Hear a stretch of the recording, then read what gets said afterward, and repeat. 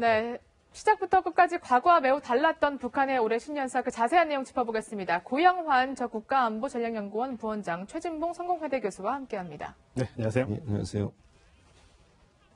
자, 먼저 올해 북한 김정은의 신년사의 핵심, 김정은의 육성으로 먼저 들어보시겠습니다.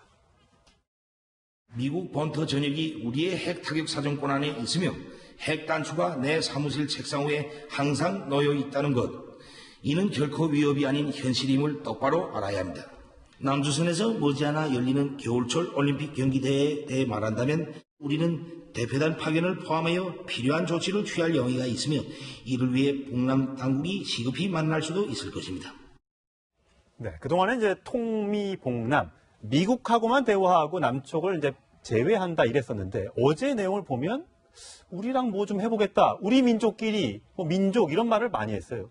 반대로 돌아선 건데요. 예. 그러니까 지금 미국하고 대화는 제대로 대화 안 되고 중국과의 관계도 별로 석연치 않고 또 제재 때문에 올해가 많이 힘들 거라고 예상이 되니까 예. 아마 한국과의 남북 관계를 돌파구로 해서 불쏘시개로 해서 전반적인 뭐 제재 문제 뭐 이런 것들을 풀어나가려고 하는 그런 의도가 보이는. 그러니까 문재인 대통령과는 대화가 된다고 생각하는 걸까요? 그동안 뭐 맨날 신문에서는 얘기 안 통한다고 뭐라고 하더니요. 근데 그 2015년도 신년사에서 남북 정상이 못 만날 일도 없다가 한 해에 여러 가지 사건들이 터졌어요. 그러네, 박근혜 그러니까 대통령 씨. 이 문맥만 가지고 우리가 이렇게 흥분할 필요도 사실은 없는 거고 예. 그렇다고 해서 너무 좌절할 필요도 없지만 예. 어쨌든 이 기회를 우리로서는 잡고 평창올림픽을 성공적으로 개최하는데 온 국민의 열의가 있는데 여기에 북한이 노림수를 똑바로 보고 대처를 해야 된다는 것은 모든 전문가들이 아마 동의를 하실 거다. 그렇군요.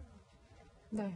그런데 이제 아무래도 이제 일각에서는 아무래도 좀 기회다, 대화의 하나로 보자라고 말씀하시지만 이거 뒤통수 또 맞는 거 아닌가. 이렇게 대화 제스처를 취하다가 결국은 시간 벌기를 하고 나중에 또 도발을 하는 게 아닌가. 이렇게 보는 시각도 있더라고요. 그러니까 북한이 이제까지 행태가 대체로 그런 행태를 밟아왔기 때문에 우리가 그렇게 자연적으로 생각을 하는 건데 네. 사실은 저는 북한에서 네. 신년사에서 국가 수반이라고 하는 사람이 이렇게 남한을 호의적으로 대하는 것은 제가 정말 북한을 한 40년 동안 연구를 하면서 처음 보는 일입니다. 아, 이 처음 공공적인 개최를 축원한다 이런 이야기는 네. 제가 처음 보는 거거든요. 그러니까 전반적인 흐름을 보면 제재가 이게 효력을 나타내고 있고 결국은 이런 난국에서 북한 김정은도 난국이라고 최대의 난국이라는 표현을 썼거든요. 네. 이런 데서 헤쳐나기 위한 돌파구가 필요한데 그 돌파구가 바로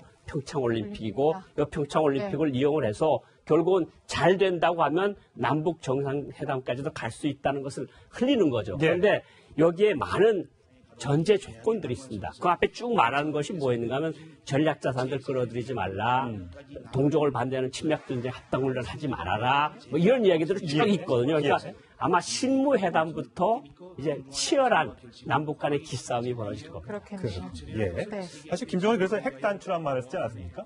핵단추 참 굉장히 낯선 용어인데 네. 트럼프 대통령이 했던 것과 좀 맥이 좀 닿아 있다면서요? 그렇죠. 트럼프 대통령도 핵가방이라고 그래서 언제든지 우리가 북한이 필요하다고 하면 정밀하게 타격할 수 있는 핵공격을 할 수도 있다라고 좀 주장을 하고 있는 거 아니겠습니까? 그 좀 20kg 무게 검정색 가죽 가방이라고 얘기가 되고 있고요. 예, 어딘지 들고 다니면서 그렇죠. 핵 미사일을 쏠 수 있는 예, 네. 그런 이제 핵가방이 있다고 얘기를 했는데 저는 이제 고영환 부원장이 말씀하신 것처럼 1차적으로는 사실 북한이 경제 제재 때문에 엄청난 지금 압박을 받고 있는 상황이잖아요. 예. 돌파구가 필요하다고 보여지고 그럼에도 불구하고 미국과 우리나라의 각각 다른 메시지를 보내는 첫 번째 미국에 보낸 메시지의 의미는 핵 소유국이라고 하는 인정을 해달라는 요구라고 봐요. 그리고 북한 체제를 인정해달라고 하는 트럼프에 대한 어떤 발언이라고 저는 보고요. 예. 두 번째로 우리나라의 유화적인 제스처를 보내는 것은 경제 제재를 풀고 싶은 욕망도 있고 두 번째는 이것이 하나의 미국과 우리나라 사이에 어떤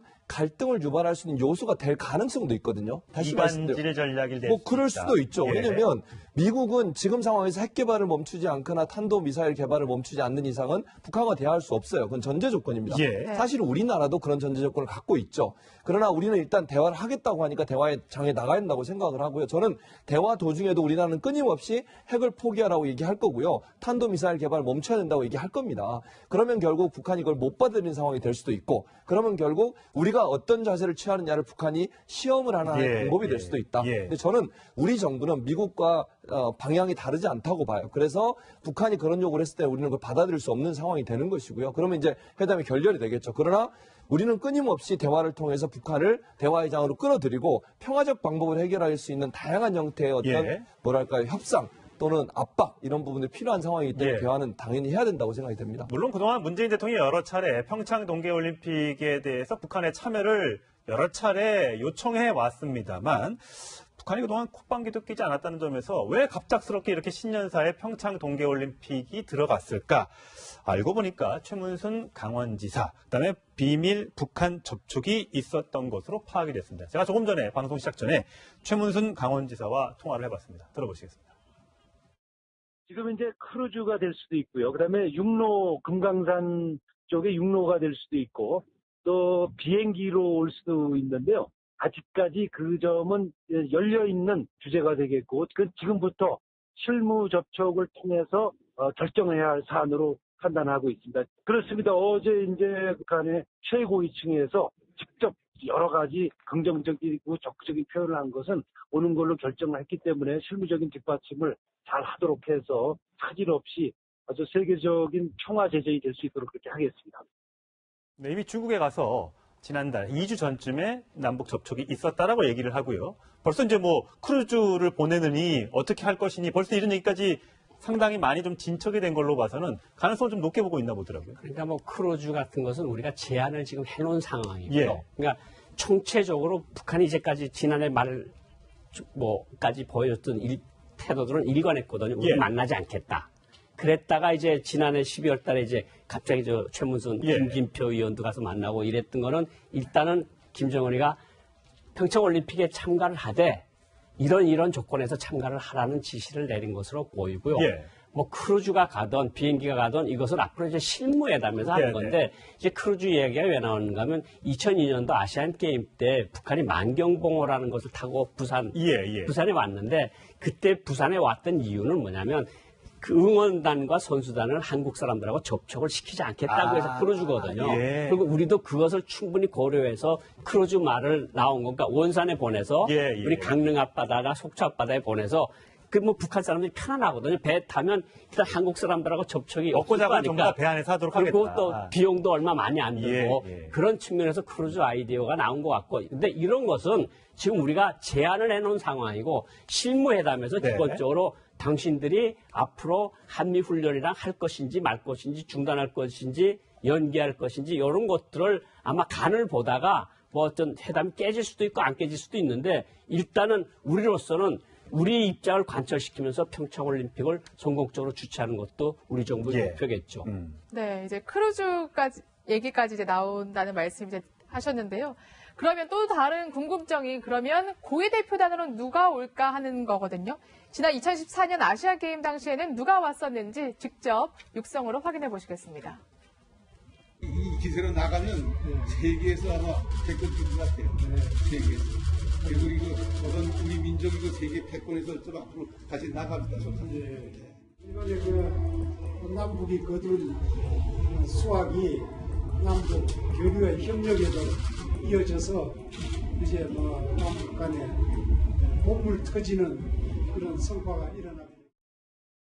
네, 당시에는 이제 황병서, 최룡해, 김양건 이렇게 3인방이 깜짝 파견됐었는데, 그래서 이번에는 누가 올까 이렇게 또 혹시 김정은이 직접 오는 거 아닌가 이런 기대감까지 갔고요. 그렇긴 네. 한데 사실 김정은이 네. 오는지는 않을 것 같고요. 예. 김정은이 오려면 여러 가지 이제 준비작업이 필요하지 않습니까? 예. 그래서 어려울 것 같고 김여정도 제가 볼 때는 직접 올 가능성은 낮다고 봅니다.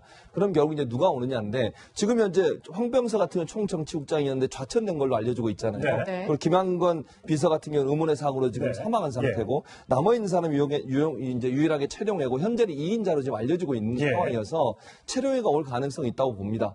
또 하나는 이제 만약에 격에 맞게 온다고 하면 최휘라고 하는 북한의 이제 체육적 고위사죠. 체육지도 예. 위원장 이 사람이 올 가능. 왜냐하면 최룡해가 지난번에 올 때도 국가체육지도 위원장의 자격으로 왔었거든요. 그랬었죠. 그러니까 예. 스포츠 행사이기 때문에 그렇게 올 수도 있지만 만약에 회담의 급이 고위급 회담으로 가거나 정치적 성향을 띠게 되면 최룡해가 전격적으로 방문할 가능성도 있다. 그래서 최이나 최룡해가 함께 올 가능성 이런 부분이 좀 더 무게가 실린다고 볼 수 있고요. 예, 그러면 고 부원장님 어떠세요? 김여정은 오기 힘들 것 같다고 하는데 부원장님 어떻게 생각하세요?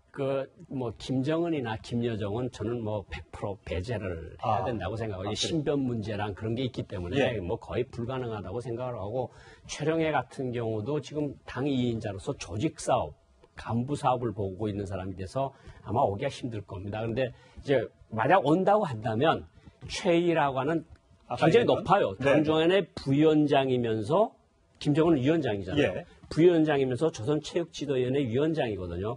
저 사람이 온다면 제일 가능성이 높고, 그 다음에 이제 더 우리가 좀 더 확대해서 그림을 머릿속에 그려본다면 김영철 대남 비서가 예, 대남 담당 부위원장도 올 수가 있는데, 아직까지 거기에까지 논하는 것은 너무 나갔다고 저는 생각을 하고 있습니다. 김용철 대남비서는 워낙 센 발언을 많이 했던 분이라 불바다 발언 이렇게 했기 때문에 과연 온다고 해서 우리 국민들이 반겨줄지는 모르겠습니다.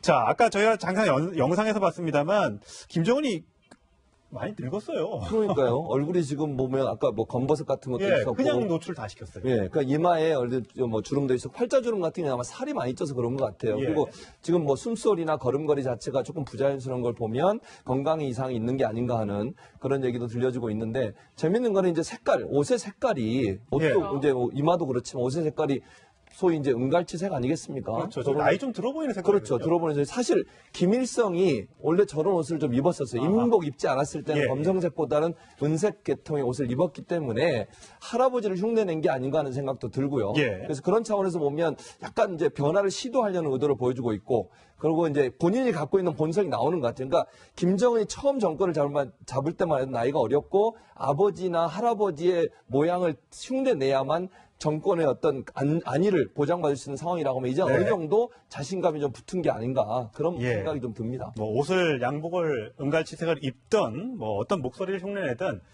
중요한 게 내실인데 겉모습만 바꾼다고 해서 우리가 거기에 현혹되거나 그럴 일은 없을 것 같습니다. 자, 두 분 말씀 여기까지 듣겠습니다. 고맙습니다.